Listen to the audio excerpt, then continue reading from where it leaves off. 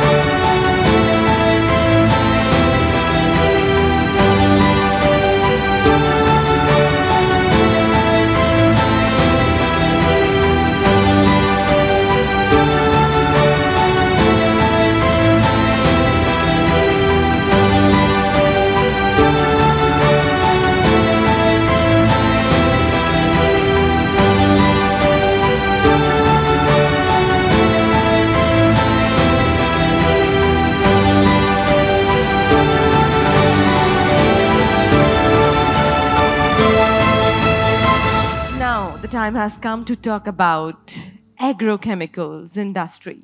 Make in India doubling in 3 consecutive years. How and where? We'll talk in the sessions. For that, I would request Ashwini, aka US Business Lead Agro Simplify, with a warm round of applause. Good evening, everyone. That was a nice photo, but unfortunately, that's not me. But yeah, so I'll be moderating this event, and I'm happy to share this panel with 4 distinguished people in the industry. So before starting, we'll quickly introduce ourselves. My name is Ashwini, and I'm the US business lead for Simplify. Starting about Simplify, it's a startup we have started 3 years ago, but last year we have closed a revenue of thousands a year, and we have raised a funding of $100 billion. So even though it was a 2 years old company, the growth was very drastic. The problem which we solve is we have multiple underutilized manufacturing facilities in India.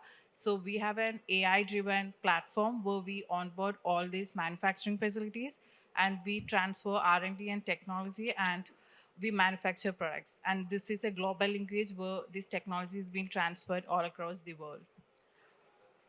So I'll start introducing few of our panelists, starting with Manoj sir, who is the Managing Director and CEO of IFCO MC. Sir, it would be great if you could introduce yourself. Thank you, Ashwini, and it's a great opportunity. Thank you, Raj sir, for providing this opportunity. I represent the company called IFCO MC, which is a joint venture of India's largest fertilizer cooperative, Indian Farm Fertilizer Cooperative, and Mitsubishi Corporation, Japan. It's a 51-49 joint venture, and this company was established in 2015, basically to serve the agrochemical needs of Indian farmers. And the core objective was to offer the agrochemical solution through the cooperative network. Now, I'm very happy that this company has progressed in the last 10 years and has got a sizable revenue at this point of time. Thank you. Next, I would say Ajit sir, who is the president of Parijat Chemicals. Sir, it would be great if you could introduce. Thank you, Shuni. Thank you, Arasa, for this panel, and also I thank you for giving us such a beautiful topic for discussion today in a panel.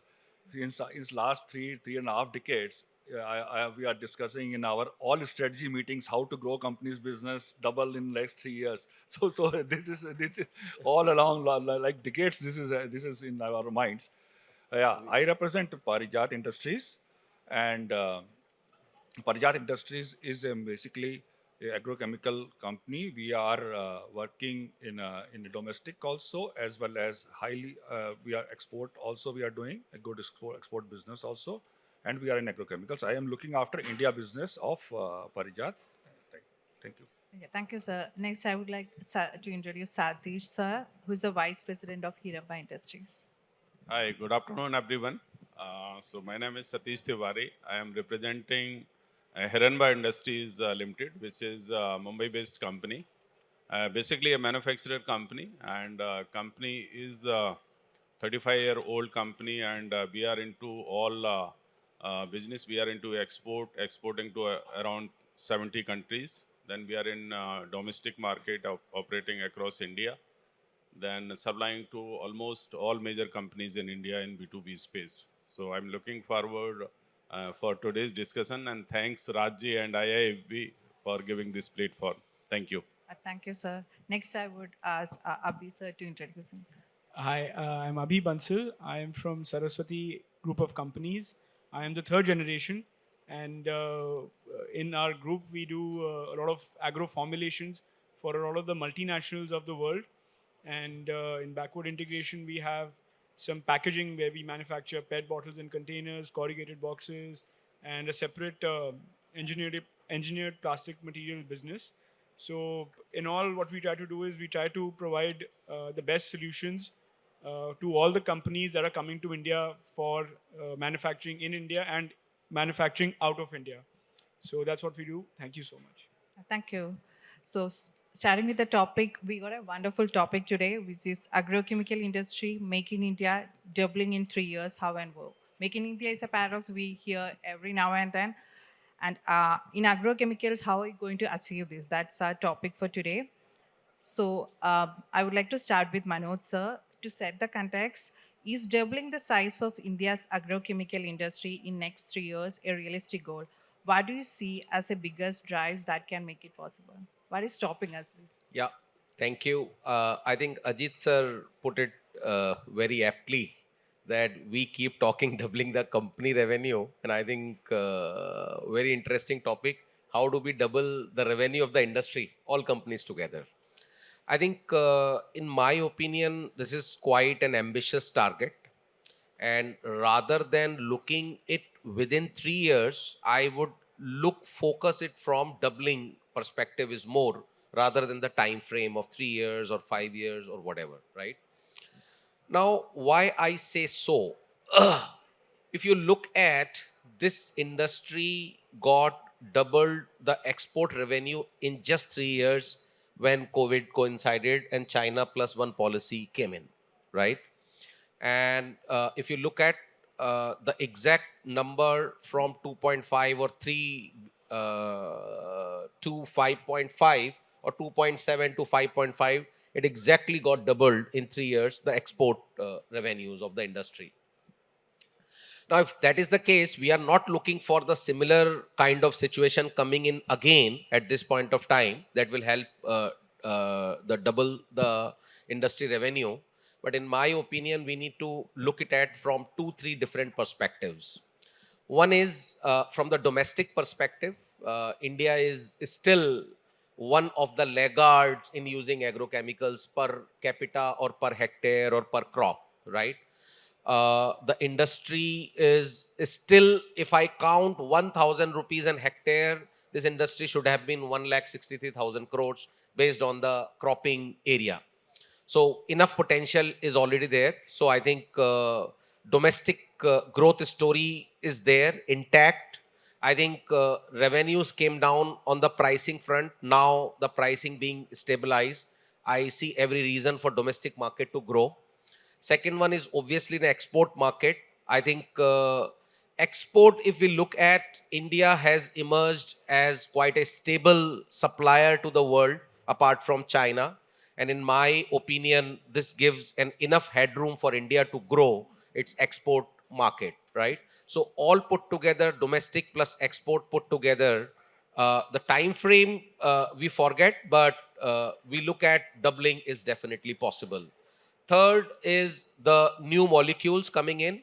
And fourth is the biologicals or the biological crop protection getting added along with this industry. I think these 4 5 levers can help this industry to have it 2x levels. Thank you. Thank you, sir. As sir said, one of the point mentioned was China has built a dominant position in agrochemical. So my next question is to Ajit sir. What are the biggest lesson India can learn from China's journey, and where should India deliberately take a different approach?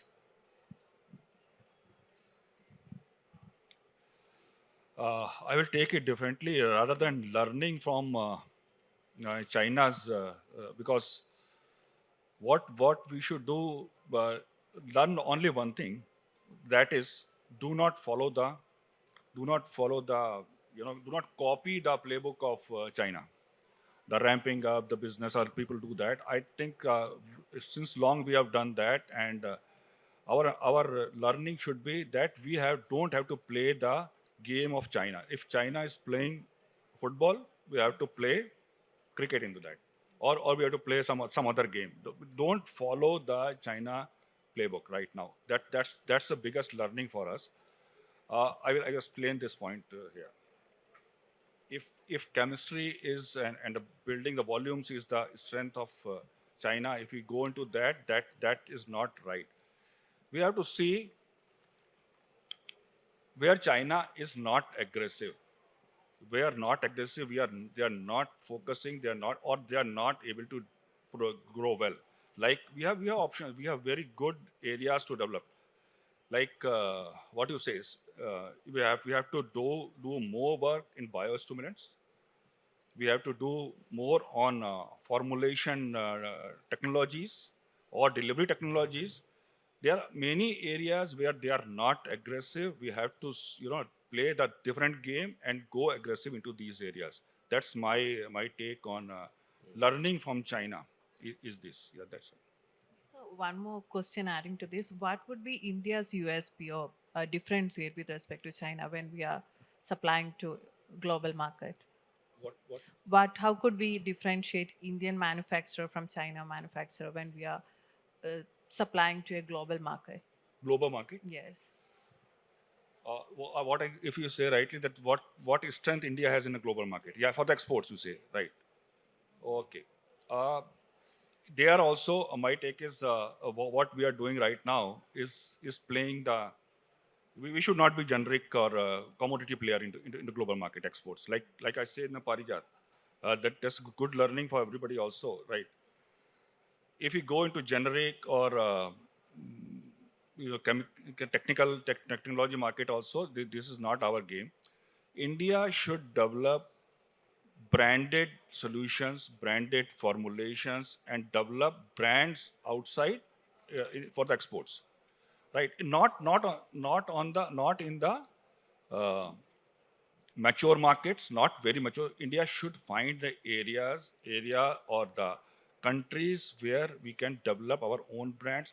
We should not be playing volume game. We should be basically playing the value game. We have to create the value there in those areas. There are many areas like CIS countries, Western Africa. These countries, you have to start building brands, go into formulation brands, and take the global patents also. Why not leave those areas, take the global patents, work there, and create the values there. That's what I wanted to see. We can do that. Okay, that's a wonderful answer. Thank you, sir. Next question is to Satish, sir. If India is to double the industry size, how much should the growth come from our domestic business and export? Okay, so if you see current Indian agrochemical market, it's around $10 billion, which means in current dollar rate around 90,000 crore, which is almost equally distributed in export and domestic. It's like 50% export and 50% roughly domestic, or 49 or 51% kind of thing. So ideally, the ratio should be 40 or 60%. if you see historical data and you want to double the export or domestic consumption, so considering the historical data, if you see the domestic market has gone from 20,000 crore to 50,000 crore, it took around 15 to 20 years. Whereas in export, it has doubled in last 5 years. As Manoj was telling, from COVID, it was changed like anything. So there is a huge scope in export. We can double very fast, maybe in next 3 years or so. Domestic consumption depends upon a lot of factors. One is if you see there is a scope, as Manoj said, if you see theoretical potential, it's around 2 lakh crore. But consumption wise, if you see around 500 gram per hectare, India is using agrochemicals technical grade as compared to 2.5 kg global average. I'm not considering the highest one or lowest one. So there is a scope, there is a lot of untreated area, especially eastern part of the country, starting from eastern UP to entire east. And there are certain area which is, we can say, fully organic. They are not using anything. So there is a scope. There is a huge scope in herbicide. So the growth is very good because of labor shortage and all that. So domestic market herbicide will grow rapidly. And another field where a lot of people are working, and especially the people those are participating in this conference, this biological and biopesticide, there is a huge growth, around 16-17%. So domestic market can grow based on out of all these factors. And definitely there is a pressure to grow more with limited resources. Land is limited, everything is limited, and we are the most populous country. So we have responsibility to feed our people, and same time we have to feed our surrounding country as well, because they are also struggling with the food security and all that. As far as export is concerned, there's a huge potential. I think currently, because agrochemical, there is no pakka data like fertilizer, but there are rough estimates. If you see based on rough estimates, uh, we are somewhere, uh, we can say, fourth largest producer of agrochemical in the world and second or third largest exporter in the world. But now India is having advantage to grow our presence because global companies or global market is looking other than China source. So they are looking at India. This is one. And secondly, there is a huge scope for Indian company to collaborate with multinational for CMO or CDMO business. And there is a huge potential on post-patented molecules or off-patented molecule, which is covering almost 60% of global generic market. So India can manufacture that and export globally. And that kind of competency now Indian manufacturer is having, quality-wise or supply chain-wise. So there is a huge scope to, double the export very soon, and hopefully domestic market also will grow. And ideally, the ratios, what question you asked, it should be 40% domestic or 60% export, because export is having more potential. So that's my take on that subject. Yeah, thank you, sir. Next question is to Abhi. Adding to one point sir mentioned, like per acreage consumption of agrochemical is drastically lesser compared to developed countries. So how could we increase our consumption per acreage so that our industry could also grow simultaneously? See, that's a very concerning question for everyone today. Um, I won't say exactly concerning, but this is a number that everyone sees, and we have to understand the deeper facts around it. So India has the largest net cropped area across the world, and to add to that, like sir mentioned, the per hectare usage is about, I think, 300 grams per hectare, and compared to major countries which have 2.5 kgs per hectare, and the average land holding is also, I think, about 1.1 hectare compared to, if I talk about US, 178 hectares. So, but that's the average over there. So there's a drastic gap that we see there.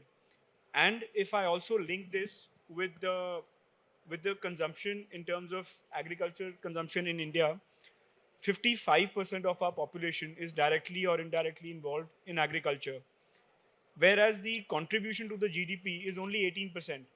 So there's a deeper study that needs to be done on why the per hectare usage is low, whether we need to increase it using traditional chemicals or biostimulants or biosolutions.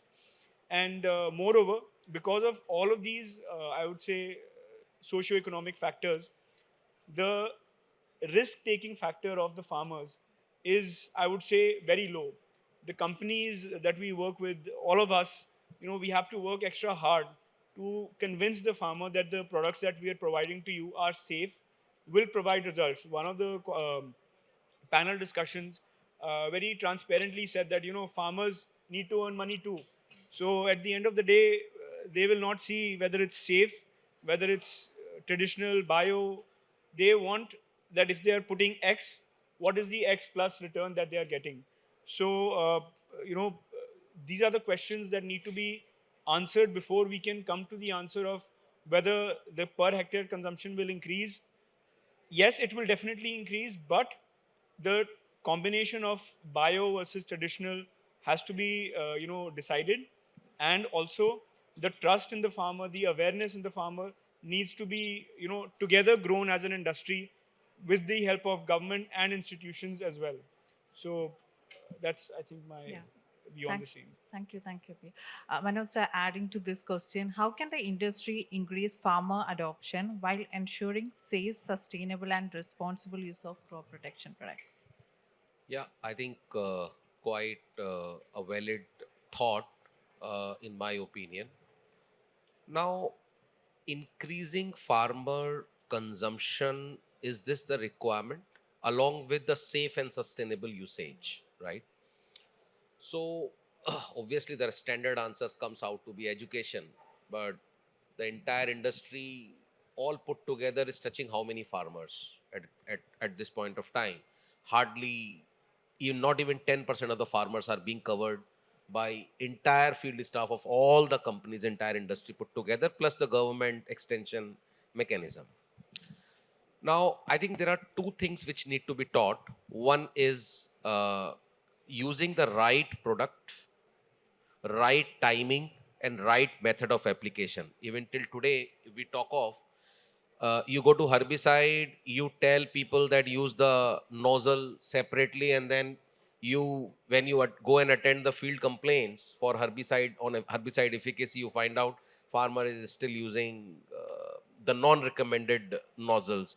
Despite so much of efforts being going into education, you keep finding this. So I think, in my opinion, obviously it is the complete extension mechanism. The industry put together has to make the effort. Second one is, yes, the government is putting efforts on the AI, right? And then government is funding also the AI usage in agriculture. So I am expecting this AI thing is going to help a lot, provided this is fitted well into the entire extension mechanism, that the basics are set in, and then the advanced thing can be brought in. So in my opinion, if AI can help set in the right basics, I think this is going to help a lot. And three things, obviously, this is a consolidated effort. Each one of us like take this, that we will propagate it rightly, the right usage. In my opinion, that's the only thing is required at this point of time. Yeah. Rightly said. Thank you, sir. Next is to Ajit sir. As you previously said about export, which global market should India prioritize over the next 3 years and why?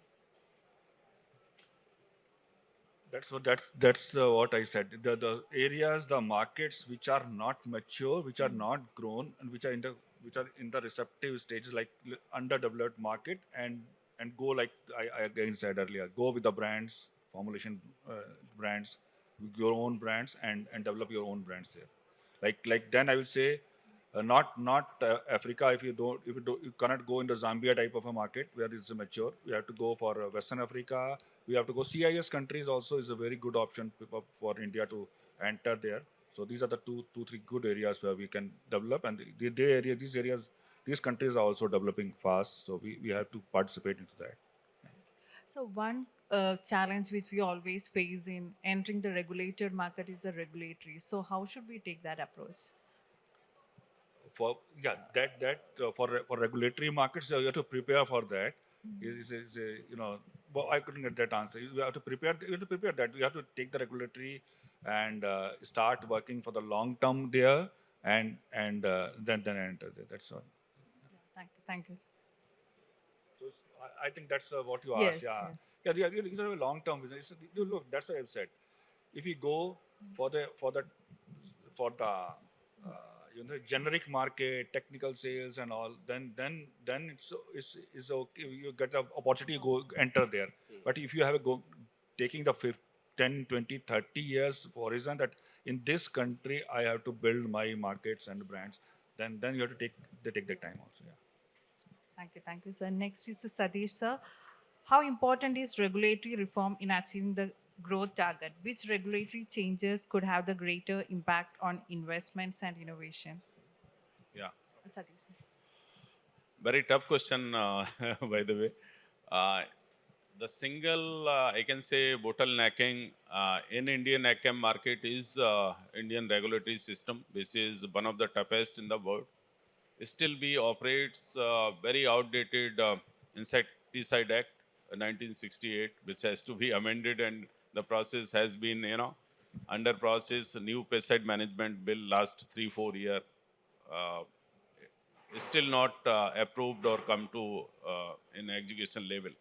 So this is the single biggest hurdle for all Indian manufacturer and the companies. Those want to register the product here in India. They want to produce and sell globally.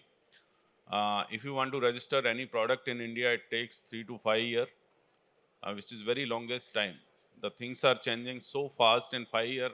Now shelf life or PLC is the product is 5 years, and as compared to other like biggest market like Vietnam or Brazil, they take average 2 years to register any product. Here in India it takes 3 to 5 years, and that too so many parameters. So this is the biggest hurdle I see. Government has to bring a simple legislature, and especially in biologicals and biopesticide, which is growing segment, there is no pakka legislation still in India. So this is one very, very, I think, critical point for manufacturing, because there are a lot of patented molecule coming, and Indian company want to make that, and they want to introduce new chemistry also, even though R&D spend is very less in India, but still regulatory or there are certain limitations. They are not able to do it. And secondly, the change which I would suggest, legislation is one, and second is if they can incentivize the production make in India and so, and secondly if they can uh, encourage the Indian companies to spend more on R&D, so that will bring a positive change for industry. That's my take on this subject. Yeah, thank you. I'll be adding to this, from product registration to ease of doing business across states in India, which policy bottleneck need an immediate attention? See, I think everyone here knows that if you want to introduce your products into a new state, you have to have a separate team which will look after the portal of that particular state, submit the fees, and then I don't want to go into what was mentioned earlier also, that आप digitally भी कुछ डालोगे, वहाँ से phone आ जाएगा आपको, जी आप आके मिलो हमारे को. So let's not go there. But I think this is currently a huge challenge for the whole industry. There is no standardization across states. So every state, for example, I'm from Punjab. We don't have glyphosate. Glyphosate is banned in Punjab, but surrounding areas you'll find glyphosate. And apparently, supposedly, glyphosate is still sold in Punjab through different means. So there should be a standard policy, a uniform policy for the states as well, and it will provide. I mean, when we're talking about ease of doing business, this is, I think, one of the biggest bottleneck that the companies face today. That if this is solved, I think the ease of doing business in agrochemical space in India will be solved on a much larger scale. And I would like to also add a point that if we keep comparing ourselves to China, our R&D spend per GDP is just 0.6%, whereas China's is roughly 2.6%.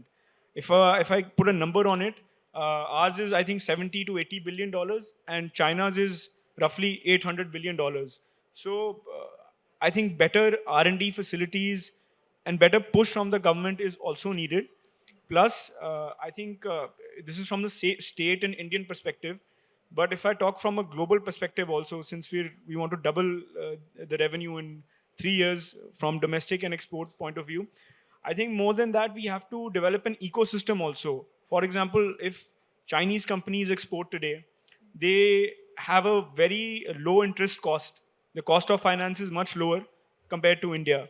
And they have good insurance mechanisms also, where they are not worried about their money. I think today a lot of the Indian companies are also struggling.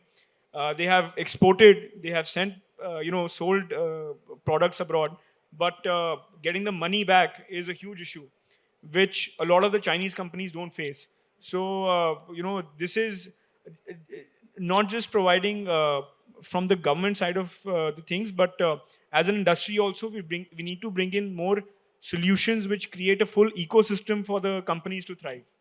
So that's my submission. Yeah, thank you. As Abhi said about how industries should collaborate, Ajit sir, what role should the government of India play in enabling the next phase of growth for agrochemical? What is the role of government of India? Government of India for doubling. Okay. You are saying भगवान को क्या करना चाहिए? भगवान को तो I will make it very simple. भगवान को क्या करना चाहिए? Means they should be more predictable and more predictable. Government should be more predictable in making policies. That's the most important for us. And there should be, there should not be many changes. One thing, other thing I want from second thing I want that the basic problem or what I think we should be doing is regulations are made by central government, regulation, and implementation is being done by state governments. So I think some framework is needed that regulation and implementation should be at one level. A lot of trouble is us for industry right now. A lot of states don't follow the regulations of regulation of central government. So just to ease the basics, you just make state and Bhagwan should collaborate with each other and then do more and be more predictable. Every third year, fourth year, changes in laws. We work behind for these, for implementation of regulations and all. Then something changes. So these two basic things I want, not much from there. Thank you, sir. Next is Satish sir. How can sustainability, digital agriculture, automation, and precision farming help unlock the next phase of growth, particularly in Indian smallholder farming? As we have discussed a lot about AI, agriculture, digitalization. So as India, we all know our land holding is comparatively lesser compared to many developed countries. So how this technology could help in doubling the income? So you are right. If you see, India is almost more than 70%. They are marginal farmers having land less than an acre. For them, mechanization or having big farming equipment or tractors, it's not affordable. So digitalization can play a major role, as you see in disease forecasting or weather forecasting. Already it is being done by IoT and all. And secondly, especially on mandi, like e-mandi and all that. So digital tools can play a major role so that farmer can come to know the pricing of commodities or their crops. So that can be another. I think this is work in progress, especially in spraying part. Drones are there and a lot of companies are trying. IFCO is one of them, or Coromandel. So this is one, because labor shortage is there and there are a lot of incidents related to chemical spraying. So it will help. And secondly, farmer, if digitalization is proper, farmer will have access of easy credit, because a lot of local commission agent, they were funding to the farmer. If digitalization help them, then they will have some kind of Kisan credit card or so. So it can help farmers in that way. And especially the question you asked regarding marginal farmers, they cannot afford big machinery or big investment for them. That's how the government has come up with the concept of FPOs and FPCs. Unfortunately, 90% of them, they are not, we can say, sustainable, or they are not this. There are very, very little example that big FPOs like Sayadri or Samunnati, they are highly successful. They are thinking about a $1 billion company kind of thing. But most of them, they are not successful. There are thousands of FPOs or FPCs. So this model has to be, developed, supported by different organizations like NABARD and all that, so that they can come in clusters and afford these things. This is one option. And another option, they can go for Ola model in agri equipment, also tractor, kind of shared services or lease services kind of thing. Say suppose there is a Gram Panchayat, they can have one tractor. It can be used by all villages on rent basis and so. So definitely it is going to help, and there are a lot of technology which is being practiced abroad in uh, we can say very advanced country like Israel or Brazil, where farming is on advanced level, either it is irrigation or fertigation. So their sensors or their satellite pictures of deficiency or disease, they are forecasting, they are giving complete map. So that is the next level thing which India can, think of in future. So definitely it is going to help, ma'am. Thank you, Thank you. sir. One quick question adding to this, as you said about this sensor technology, as a countries, developed countries, land holding is extremely high. So Indian small land holding, how could we cater to our market with this high-end technology? Yeah, so that's how it should be initiative from corporates, or it could be worked in a PPP model, maybe government and public partnerships kind of thing. So that's how they can help the farmers or big corporates. They can initiate these things and help the farmer in that way. See, I'll give you one example. Before our panel, there was a panel there talking about the soil testing. So it was earlier manual, totally manual, and the accuracy is unpredictable. Uh, if they are predicting that this soil is deficient for that, even the state government, they are having, say, suppose in Maharashtra they have 8 zones, and for 8 zone they have different deficiency and different kind of micronutrient recommendation. But now there are corporate, there are technology, they have come up with digital tools. They can accurately predict that this soil is having that kind of deficiency. So that kind of tools definitely going to help in small level also, in large level also. But as you rightly said, there are certain technology which locally farmers, being a marginal farmer, they cannot afford.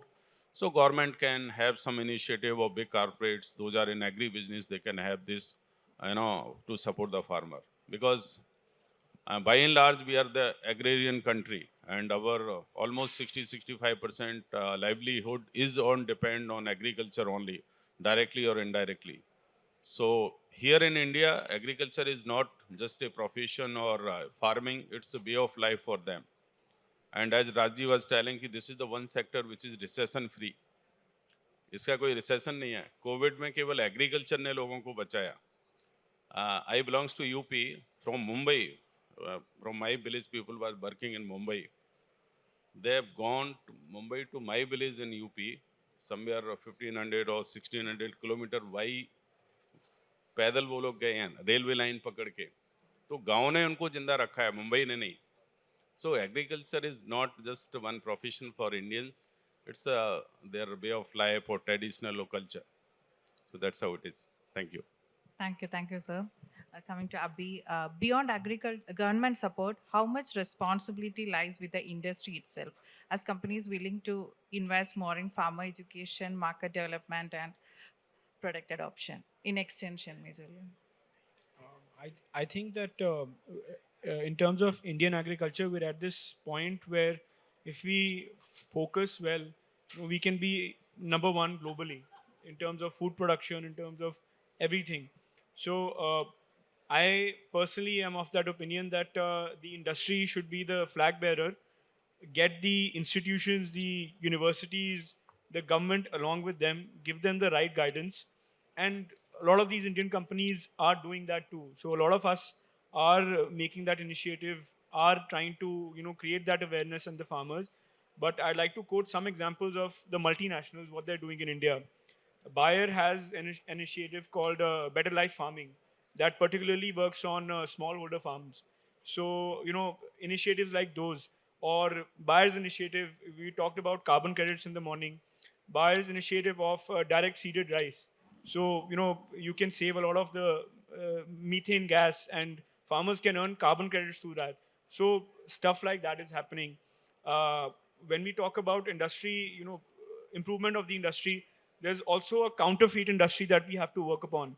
So Syngenta's initiative of track and trace has been beautifully implemented. And BSF's packaging, if you talk about, they have this patented packaging which helps in anti-counterfeiting. So if I talk about Syngenta's AI, we're talking about AI a lot. So Syngenta has recently developed this app called Anam AI, which is working with the farmers to give them precision, precise information regarding the weather, regarding what uh, materials they need to use, when they need to use it. So all of these things are already being implemented, and a lot of the Indian companies are also working in it. And I feel like industry, government, and universities, they need to work together to be able to do it. But industry should be the number one, should be the flag bearer, since I feel we are the most associated with the farmers. We're trying to sell them our products.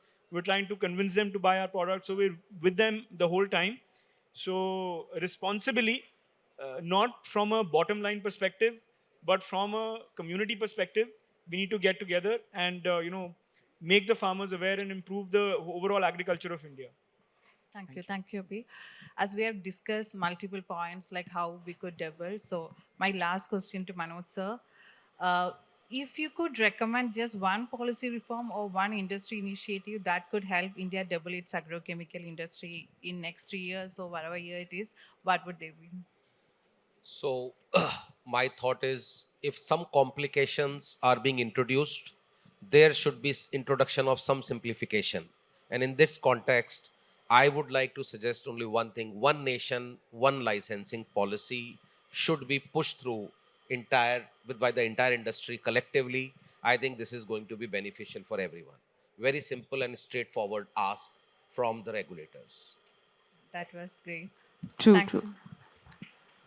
All right, ladies and gentlemen, with that note, let's welcome the one and the only Mr. Rajkumar Agarwal to felicitate our panelist.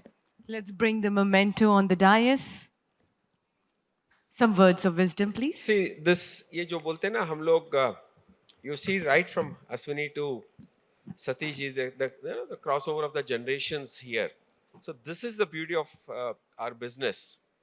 And I should thank Aswini, a brilliant job you did. She's a wild card entry, as good as Abhi. लेकिन इन्होंने इतनी मेहनत की,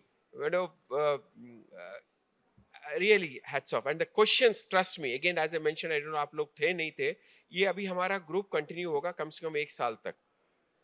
For all the panelists, we have decided, whatever panel discussions, जैसे हमने बनाया कि आपने बोला भगवान को पूछना है क्या, बहुत अच्छा लगा Ajit, as usual your usual humor.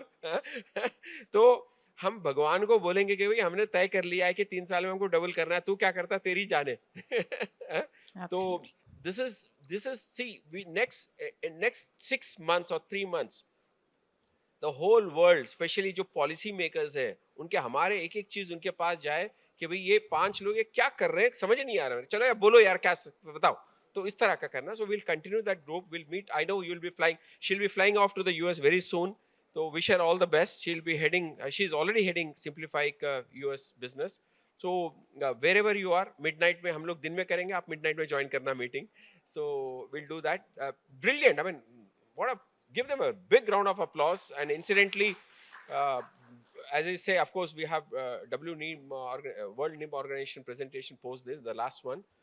But all said and done, I mean, I was blessed, I was fortunate to meet none other than the Nobel laureate, कौन हमारे जिसके हम अन्नदाता बोलते हैं, Norman Borlaug, long time back when I was a student. I still remember, thanks to one of my professors who took me on my bike to see him, and I have a beautiful autograph. I heard him in person, what he said. Using pesticides is not a crime. Using agrochemicals is not a crime. The way you use it, the right thing, the right time, at the right dose is required. Nothing can stop anything. But how? This is when you're talking about, trust me, doubling in 3 years is required along with other things to double in 2 years maybe. So everything has got a space. So brilliant job done. Atreya kahan hai bhai? Come, you're representing Dad. Come here.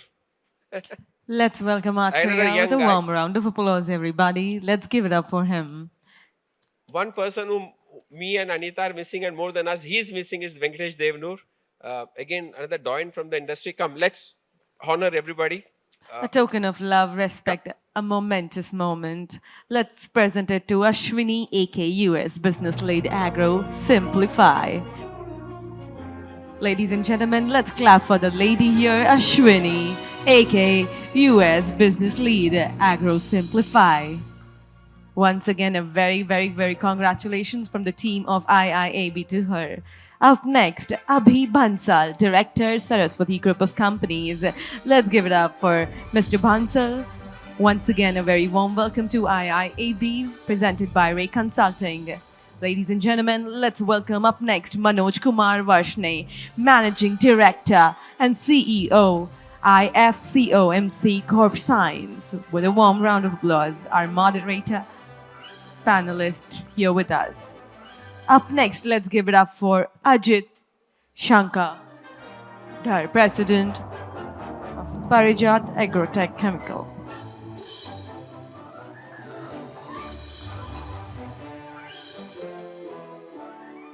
Up next, ladies and gentlemen, let's give it up for Satish Tiwari, Vice President, Hiranba Industries. Once again, a very warm welcome to the 4th edition of India International Agribusiness Conference and Expo here in the courtyard of Neeta Mukesh Ambani Cultural Center. Ladies and gentlemen, and to all of our panelists, it has been a delightful moment to hear from the industry experts. It's the second day and we are nearly in concluding this day.